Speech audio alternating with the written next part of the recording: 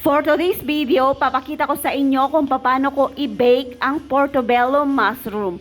So, hugasan ko muna yung 4 na piraso na to dahil galing po to ng market. So, kailangan nating hugasan mabuti. And then, ibabad natin konti para maging malinis po yung loob. Hindi kasi natin alam kung may nakatagong insekto sa loob ng mushroom na to. After nating mahugasan, tanggalin po natin yung pinakatangkay. Kasi matigas po yan. Hihiwain po yan natin ng maliliit. Ihahalo natin dun sa giniling na karne. After nating mahugasan, kailangan po nating i-dry. Para ready na siya mamaya pag naigisa natin yung kanyang tangkay na hiniwa natin na maliliit at iginisa natin kasama nung karne ng baboy. So, ilalagay po natin sa top. So, sundan nyo na lamang po yung aking mga procedure para makuha nyo yung pagbe-bake ng portobello mushroom. Ito po yung gagawin natin dun sa tangkay. Walang nasasayang sa binili ni Among mushroom kasi hinihiwa ko po yan. Medyo matigas kasi yan, makunat. So, ipa-fry natin with the minced pork. So, wala talaga siyang masasayang. Tapos, ipapatong natin o ilalagay natin sa pinakaibabaw ng mushroom pag binake natin. And then, lalagyan ko siya ng cheese. So, ganito po yung aking procedure dito sa bahay nila Amo. So, i-marinate po natin yung giniling na karne ng baboy. Ito yung mga ingredients natin. Chicken powder, salt, sesame oil, light sauce, mantika, asukal, at saka cornstarch. Maglalagay din tayo ng paminta.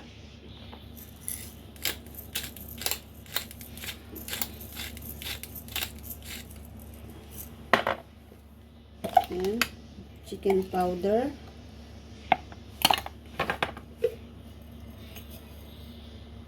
Asin.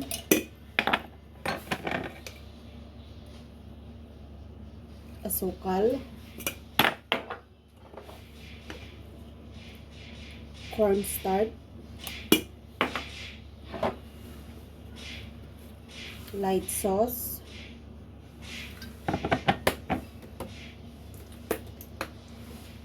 mantika, tsaka sesame oil. Then, haluin natin.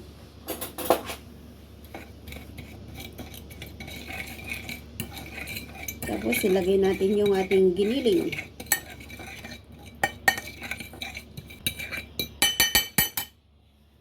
So, lagay na natin yung ating giniling.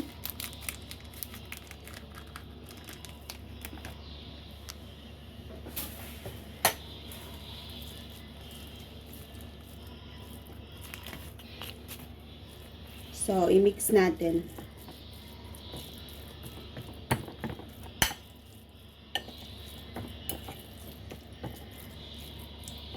Then, igigisa natin to kasama nung chinap natin na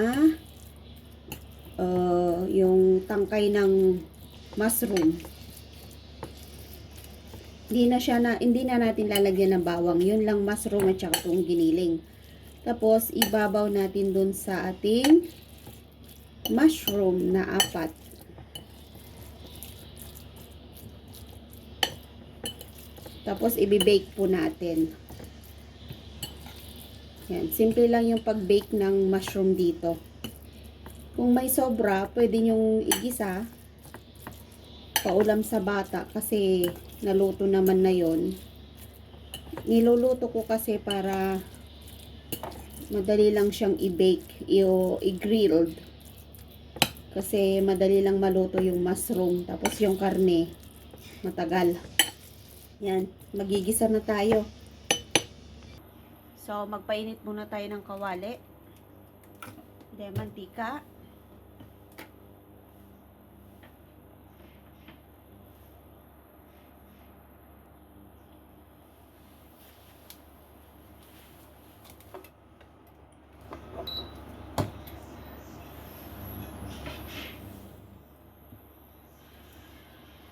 Tapos, una nating ilagay yung mushroom.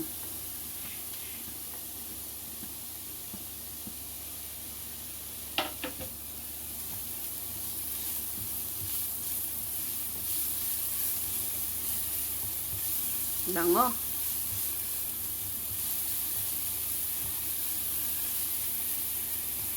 Ang bango. So, igigilid natin to. And then, igigisa natin yung karne ng baboy. Ayan.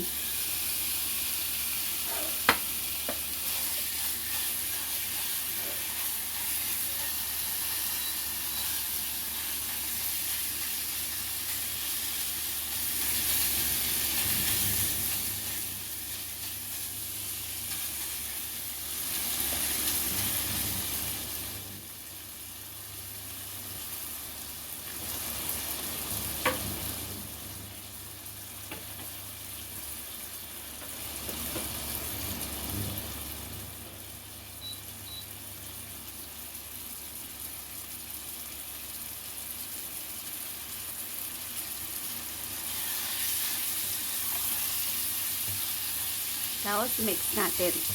Yan. Pwede nang ilagay sa ating mushroom.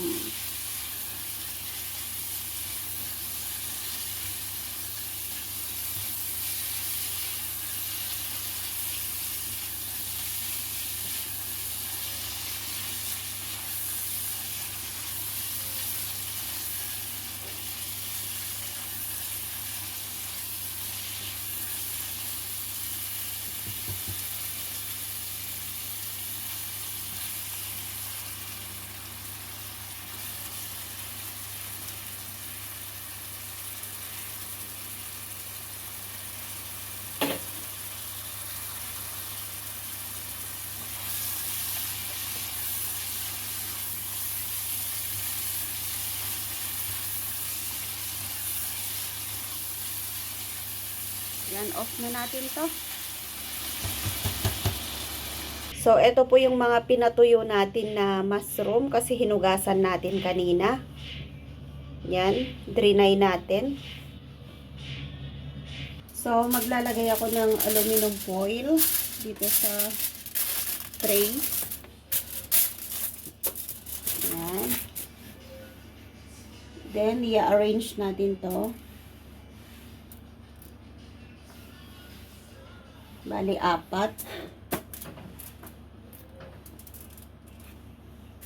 Yan, 4. Tapos, lalagyan natin ng karne. Yung iginisa nating karne ng baboy. Lalagay natin dito.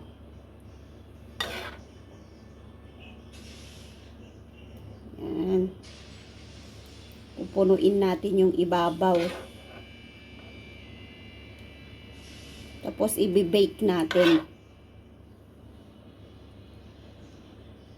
Kung may matira, pwede nating ipaulam sa bata.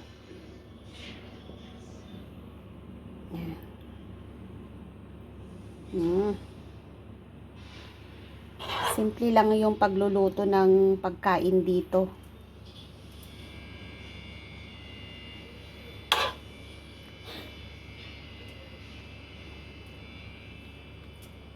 Tapos, lalagyan natin ng cheese yung ibabaw.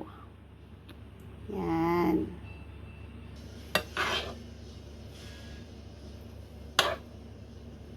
Punuin natin.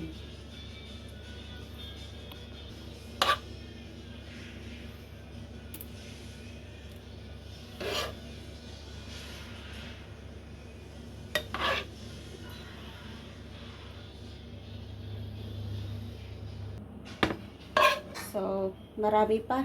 Lalagay natin lahat to.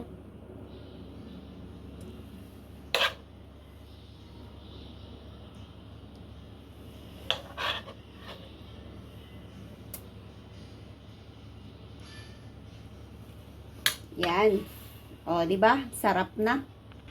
So, mayroon po tayong cheese dito na yung slice. Ilalagay ko po ito kung malapit nang ma-grill yung ating mushroom. For example, 2 minutes na lang, tapos ihahain na natin. Doon ko ibabaw kasi eto, parang design lang niya. Yan. Ganun lang po kasimple yung pagluluto ng grilled mushroom dito with minced pork. So, sana po ay nasundan nyo yung ating pagluluto. So, ang gagamitin ko po ngayon ay oven. So, kailangan nating i-reheat. At siguraduhin natin, kasi ginagamit ko to pang steam, siguraduhin natin walang tubig. Tanggalin ko rin yung tray niya. I-reheat natin to. So, yan. Ready na po yung ating oven. So, ilalagay natin dito sa pangalawa. Ayan. Sa pangalawa po siyang layer. So, yan. Ba, sarap na.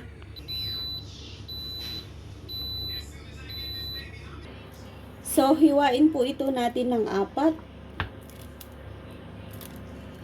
Yan.